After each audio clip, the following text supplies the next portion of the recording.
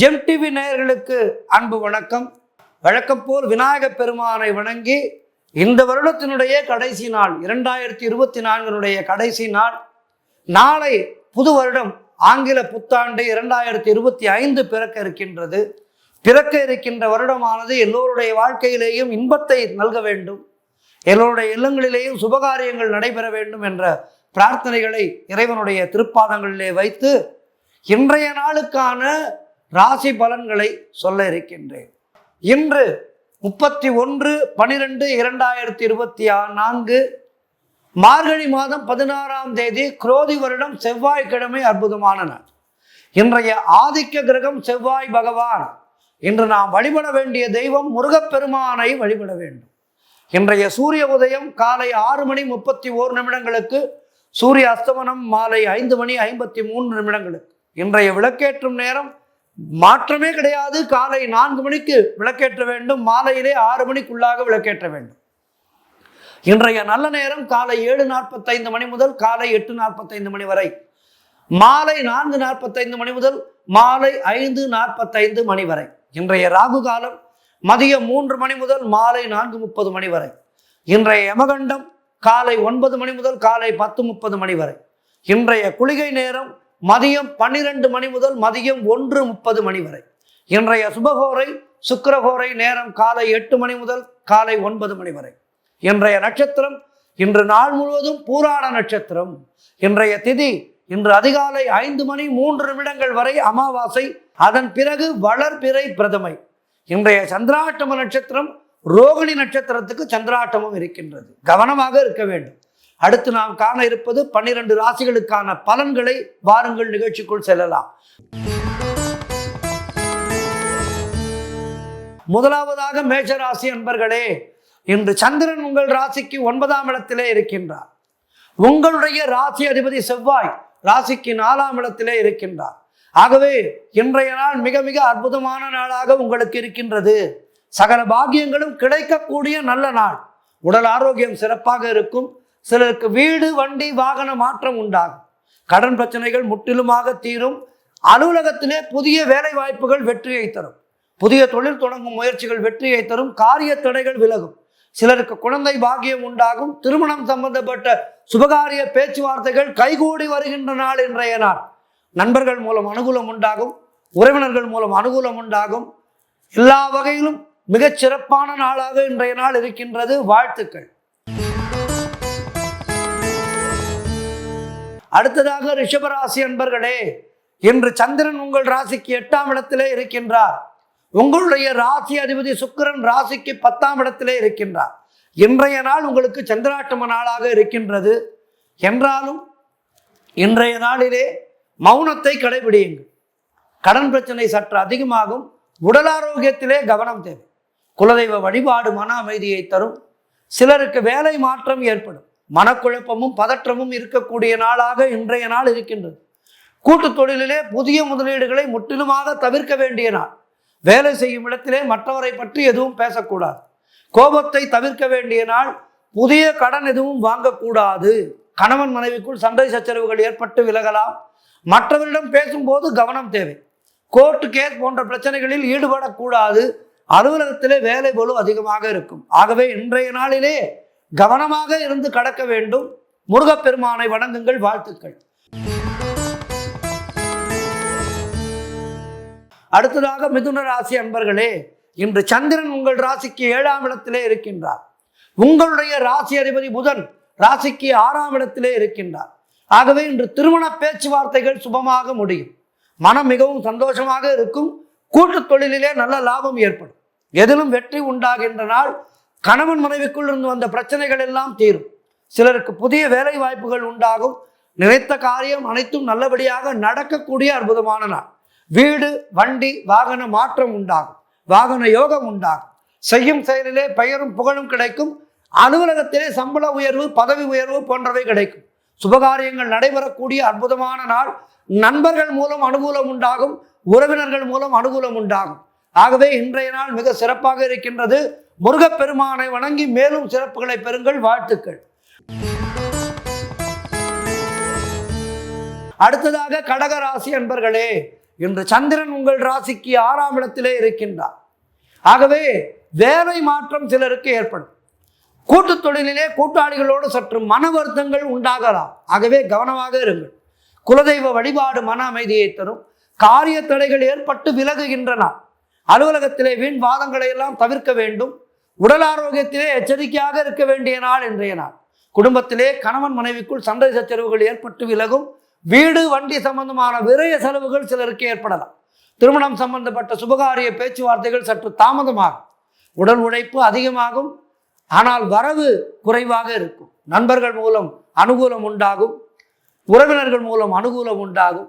தொழில் மற்றும் வியாபாரத்திற்காக புதிய முதலீடுகளை புதிய முயற்சிகளை தவிர்க்க வேண்டிய நாள் இன்றைய நாள். ஆகவே கவனத்துடன் செயல்படுங்கள். மௌனத்தை கடைபிடியுங்கள். பெரும்பாலும் வாழ்த்துக்கள். முருகப்பெருமானை வணங்குங்கள். அடுத்ததாக சிம்ம ராசி அன்பர்களே, இன்று சந்திரன் உங்கள் ராசிக்கு 5ஆம் இடத்திலே இருக்கின்றார். உங்களுடைய ராசி அதிபதி சூரியன் ராசிக்கு 5ஆம் இடத்திலே இருக்கின்றார். ஆகவே குழந்தை இல்லாத தம்பதிகளுக்கு குழந்தை பாக்கியம் உண்டாகின்ற நாள் இன்றைய நாள். பெயரும் புகழும் கிடைக்கக்கூடிய நாள். சுபகாரியங்கள் கைகூடி வரும். சிலருக்கு புதிய வேலை வாய்ப்புகள் உண்டாகும். அது நல்ல வேலை வாய்ப்பாக இருக்கும். இருக்கின்ற பதவியிலிருந்து மேற்பட்ட பதவிக்கு செல்வீர்கள். தொழில் மற்றும் வியாபாரத்திலே நல்ல லாபம் உண்டாகும்.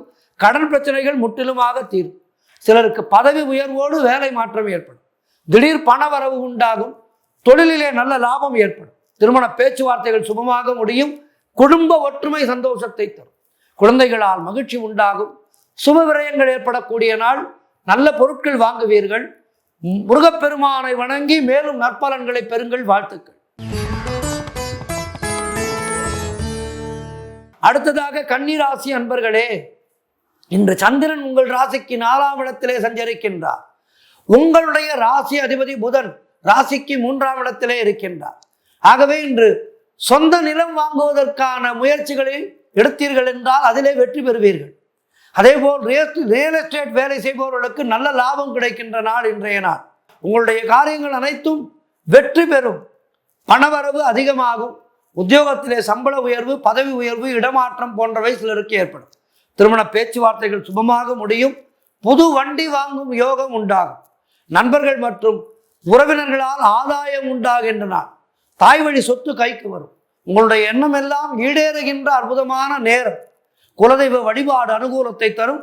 முன்னோர்களுடைய ஆசீர்வாதம் பரிபூர்ணமாக கிடைக்கின்ற நாள். கணவன் மனைவிடையே நல்ல ஒற்றுமை அதிகரிக்கும். மொத்தத்தில் இன்றைய நாள் சிறப்பாக இருக்கின்றது. முருகப்பெருமானை வணங்கி மேலும் சிறப்புகளை பெறுங்கள். வாழ்த்துக்கள்.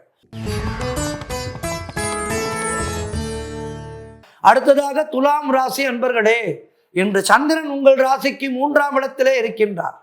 உங்களுடைய ராசி அதிபதி சுக்கிரன் ராசிக்கு 5ஆம் இடத்திலே இருக்கின்றார். ஆகவே இன்று நீங்கள் எடுக்கும் முயற்சிகள் எல்லாம் வெற்றியை தரும். இளைய சகோதரர்கள் மூலம் நல்ல அனுகூலம் உண்டாகும். பிரிண்ட் மீடியா மற்றும் ஷேர் மார்க்கெட்டிலே வேலை பார்ப்பவர்களுக்கெல்லாம் இன்றைய நாள் அருமையான நாள். கூட்டு தொழிலிலே நல்ல லாபங்கள் ஏற்படும்.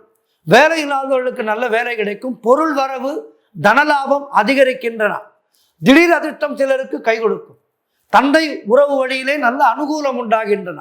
உடல் ஆரோக்கியத்திலே நல்ல முன்னேற்றம் உண்டாகும். கடன் தொல்லைகள் முற்றிலுமாக விலகும். நண்பர்கள் மூலம் எதிர்பார்த்த உதவிகள் கிடைக்கும். வேலையிலே இருந்து வந்த பிரச்சனைகள் எல்லாம் சரியாகும். ஆக இன்றைய நாள் உங்களுக்கு மிக சிறப்பாக இருக்கின்றது. மேலும் சிறப்புகளை பெறுவதற்கு முருகப்பெருமானை வணங்குங்கள். வாழ்த்துக்கள். அடுத்ததாக விருச்சிக ராசி அன்பர்களே, இன்று சந்திரன் உங்கள் ராசிக்கு 2ஆம் இடத்திலே இருக்கின்றார். உங்களுடைய ராசி அதிபதி செவ்வாய் ராசிக்கு 9ஆம் இடத்திலே இருக்கின்றார். ஆகவே இன்று சிலருக்கு திருமணம் நிச்சயமாகும். திருமணத்துக்காக காத்திருக்கின்ற வரன்களுக்கு திருமணம் நிச்சயமாகின்ற நாள் இன்றைய நாள். அதேபோல் உறவினர்கள் மற்றும் நண்பர்களோடு இருந்த மன வருத்தங்கள் எல்லாம் தீரும். தொழில் மற்றும் வியாபாரத்திலே நல்ல முன்னேற்றம் உண்டாகும். அலுவலகத்திலே இருந்து வந்த பிரச்சனைகள் எல்லாம் குறையும். கடன் பிரச்சனை முற்றிலுமாக தீரும். பொருளாதாரம் திருப்திகரமாக இருக்கும். பிள்ளைகளால் பெருமை ஏற்படும். வாழ்க்கை துணையால் நல்ல மகிழ்ச்சி உண்டாகும். பழைய பாக்கிகள் வசூலாகின்ற நாள். காரிய வெற்றிகள் உண்டாகும். குலதெய்வ வழிபாடு வெற்றியை தரும். சிலருக்கு எதிர்பார்த்த பணியிட மாற்றம் கிடைக்கும். எல்லா வகையிலும் இன்றைய நாள் சிறப்பாக இருக்கின்றது. மேலும் சிறப்புகளை பெறுவதற்கு முருகப்பெருமானை வணங்குங்கள். வாழ்த்துக்கள்.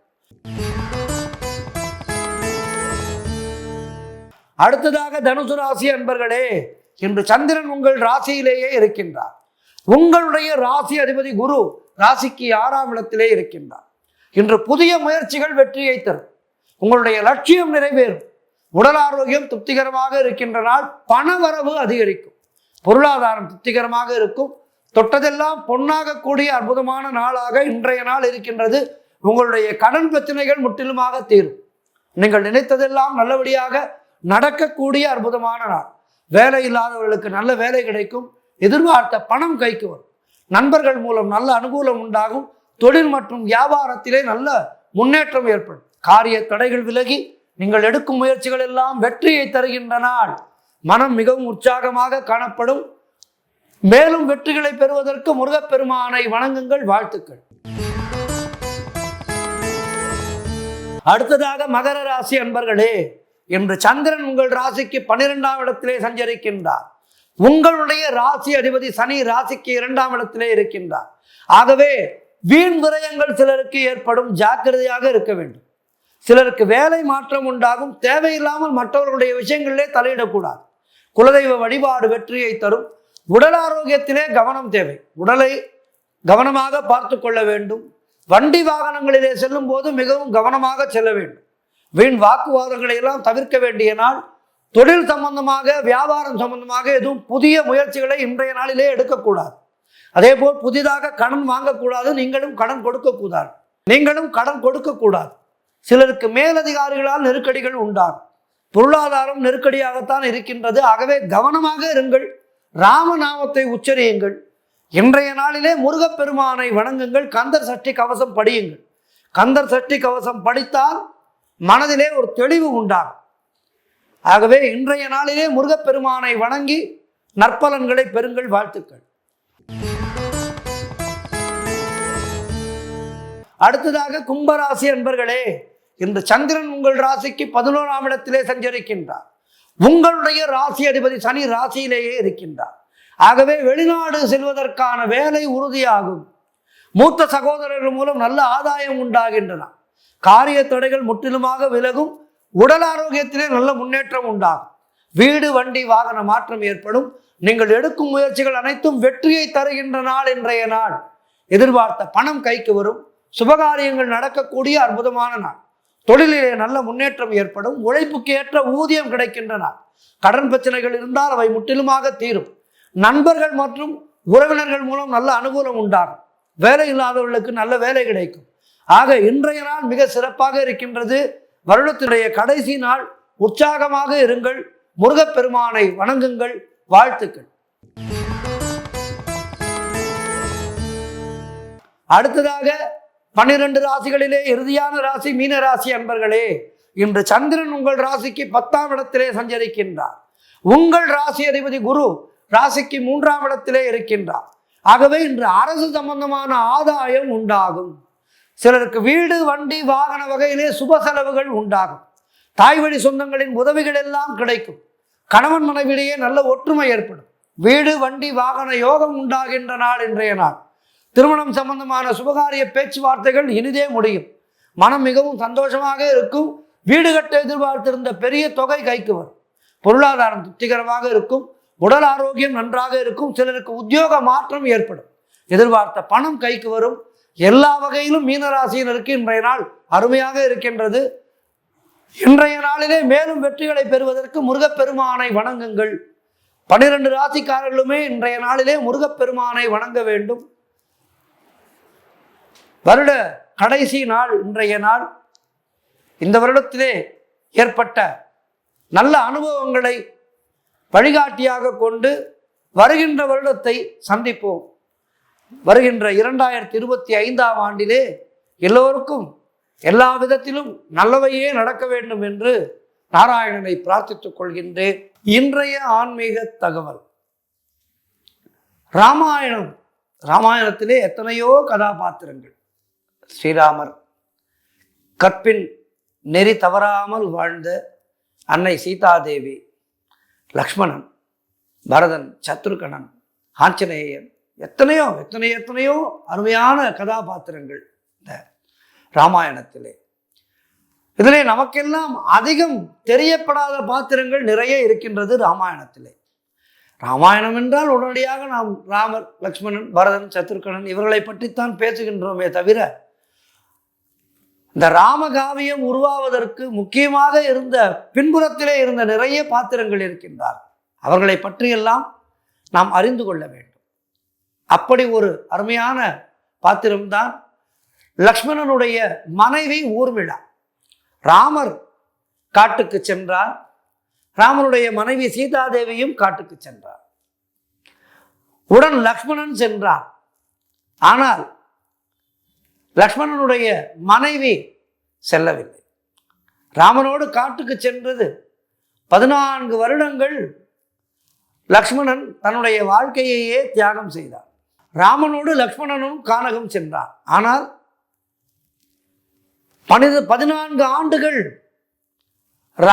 லக்ஷ்மணனை பிரிந்து இருந்தால் லக்ஷ்மணனுடைய மனைவி ஊர்மிளை. ஆகவே மிகப்பெரிய தியாகி என்று பார்த்தால் ராமாயணத்திலே ஊர்மிளாவுக்கு ஒரு தனி இடம் உண்டு. வால்மீகி, கம்பர் இருவருமே இந்த கதாபாத்திரத்தை அதிகம் சொல்லவில்லை. ஜனக மகாராஜாவின் 10 மகள்தான் சீதை. ஆனால் ஜனகரின் உண்மையான மகள் ஊர்மிளா. இது பலருக்கு தெரியாது. ஜனகனுடைய தம்பி குஜஸ்பஜாவின் மகள் மாண்டவி. இவள் பரதனை மணந்தவள். இன்னொரு மகள் ஸ்ருதகீர்த்தி. இவள் சத்ருகனனை மணந்தவள். இந்த 4 சகோதரிகளுமே புகுந்த வீட்டிலே மகிழ்ச்சியாக இல்லை. இதற்குத்தான் ஒரே வீட்டில் அக்கா தங்கையை திருமணம் செய்து தருவதற்கு அந்த காலத்திலே மிகவும் தயங்குவார்கள். இப்போது கூட அது நடைமுறையிலே உள்ளது. மேலும் லக்ஷ்மணனின் மனைவி ஊர்மிளா உண்மையிலேயே மிகவும் பாவப்பட்ட ஒரு கதாபாத்திரம். கணவனுடைய 14 ஆண்டு கால தூக்கத்தையும் தானே வாங்கி கொண்டு தன் கணவனுக்காக வாழ்ந்தவள். காட்டிலே ராமனும் சீதையும் குடிலிலே உறங்கிக் கொண்டிருந்த போது குடிலுக்கு வெளியே லக்ஷ்மணன் உறங்காமல் காவல் காத்து கொண்டிருப்பான். அப்போது நித்ராதேவி லக்ஷ்மணனை உறங்க வைக்க முடியாமல் மிகவும் திணறுவாள். அவள் லக்ஷ்மணனிடம் சொல்கின்றாள், இதோ பார், நீ இப்படி உறங்காமல் இருக்கவே முடியாது. நான் உன்னை விட்டு விலக வேண்டுமானால் நீ உன் தூக்கத்தை வேறு ஒரு நபரிடம் பகிர்ந்து கொள், உன்னை விட்டு விடுகிறேன் என்றாள் நித்ராதேவி. உடனே லக்ஷ்மணன், நீ என் மனைவி ஊர்மிளாவிடம் சென்று நான் கூறியதாய் சொல்லி என்னுடைய தூக்கத்தையும் அவளையே எடுத்துக்கொள்ள சொல், நிச்சயம் அவள் ஒப்புக்கொள்வாள் என்றார். நித்ராதேவியும் அப்படியே ஊர்மிளாவிடம் சென்று விஷயத்தை கூற, அவளும் தன்னுடைய கணவன் லக்ஷ்மணனுடைய நிலைமையை புரிந்து கொண்டு அவன் தூக்கத்தையும் தானே வாங்கி கொண்டு அந்த 14 வருடங்களில் பெரும் பகுதியை தூங்கியே கழித்தாள் ஊர்மிளை. அவள் அப்படி செய்ததன் காரணமாகத்தான் லக்ஷ்மணனால் ராவணன் மகன் இந்திரஜித்தை கண்ணுக்கு புலப்படாமல் போர் புரிகின்ற அவனை வெல்ல முடிந்தது. அது எப்படி என்றால், இந்திரஜித்தை கொல்ல வேண்டுமானால் ஒருவன் 14 ஆண்டுகள் தூங்காமல் கண் விழித்திருக்க வேண்டும் என்று ஒரு தெய்வ நிபந்தனை இருந்தது. ஊர்மிளா கணவனின் தூக்கத்தை வாங்கி கொண்டதால் தான் அது சாத்தியமாயிற்று. ஊர்மிளா தன்னுடைய கணவன் லக்ஷ்மணனுடைய தூக்கத்தை வாங்கி கொள்ள லக்ஷ்மணன் 14 ஆண்டுகள் உறங்காமல் இருந்தான். ஆகவே இந்திரஜித் பெற்ற சாபமானது, வரமானது அவனுக்கு சாபமாக முடிந்தது. ஊர்மிளாவுடைய உதவி என்பது நம்முடைய மூதாதையர்களுடைய கண்ணுக்கு தெரியாத உதவியை போன்றது. அது வெளி உலகிற்கு அதிகம் தெரியாமலே போய்விடும் தன்மையை கொண்டது. அது மட்டுமல்ல, ராமனுடன் காட்டுக்கு போவதற்கு முன் ஊர்மிளையை பார்க்க வருகின்றான் லக்ஷ்மணன். அந்த சமயத்திலே, அதாவது அயோத்தி நகரமே சோகத்திலே மூழ்கி இருக்கும் போது ஊர்மிளா தன்னை சீவி முடித்து சிங்காரித்து எல்லா அணிகலன்களையும் அணிந்து பஞ்சனையிலே ஒய்யாரமாக உட்கார்ந்திருப்பதை கண்டு கடும் கோபம் கொள்கின்றான் லக்ஷ்மணன். மேலும் அரச போகங்களை ஆண்டு அனுபவிக்கத்தான் லக்ஷ்மணனை அவள் மணந்து கொண்டதாகவும், எனவே லக்ஷ்மணன் ராமனுடன் காட்டுக்கு போகக்கூடாது என்றும் பிடிவாதம் பிடிக்கிறாள் ஊர்மிளா. வெறுப்பின் உச்சத்திற்கு சென்று விட்ட லக்ஷ்மணன் அவளை கடுமையாக ஏசிவிட்டு அவ்விடத்தை விட்டு விலகுகின்றார். லக்ஷ்மணன் சென்ற அடுத்த கணமே ஊர்மிளா கேவி கேவி அழுகிறாள். அதாவது லக்ஷ்மணன் தன்னை முழுக்க முழுக்க வெறுக்க வேண்டும் என்பதற்காகவே இப்படி ஒரு நாடகத்தை நடத்தியிருக்கின்றார். தன்னுடைய கணவன் ராமனுக்கு செய்ய வேண்டிய சேவைகளில் எந்த விதமான பங்கமும் வந்துவிடக்கூடாது, தன்னை பற்றிய நினைப்பு அவனுக்கு கிஞ்சித்தும் அவனது மனதிலே வரக்கூடாது என்கின்ற உயர்ந்த எண்ணமே அவளது மனதிலே மேலோங்கி நின்றது. ஆகவே ஊர்மிளா சீதாதேவிக்கு ஒப்பானவள். சீதாதேவியை எப்படி நாம் வணங்குகின்றோமோ அதுபோல ஒரு வணங்கத்தக்க கதாபாத்திரம் ஊர்மிளா. 14 ஆண்டுகள் கழித்து ராமன் அயோத்தி வந்தபின் லக்ஷ்மணனின் உதாசீன போக்கை கண்டு சீதை அதை பற்றி ஊர்மிளாவிடம் விசாரிக்கின்றார். முதலிலே அவள் எதையும் கூற மறுக்கின்றாள்.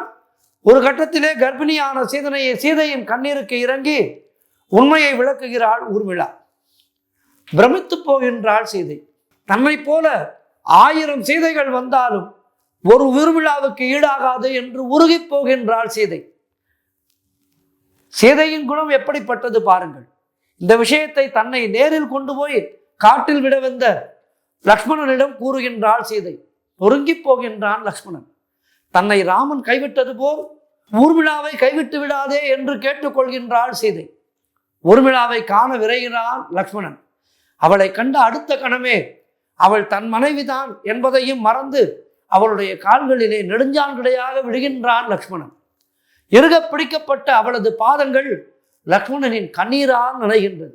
இப்படித்தான் நம்முடைய வாழ்க்கையிலே கூட நமக்கு தெரியாமலே நமக்கு எத்தனையோ பேர் நமக்கு நல்லது செய்திருப்பார்கள்.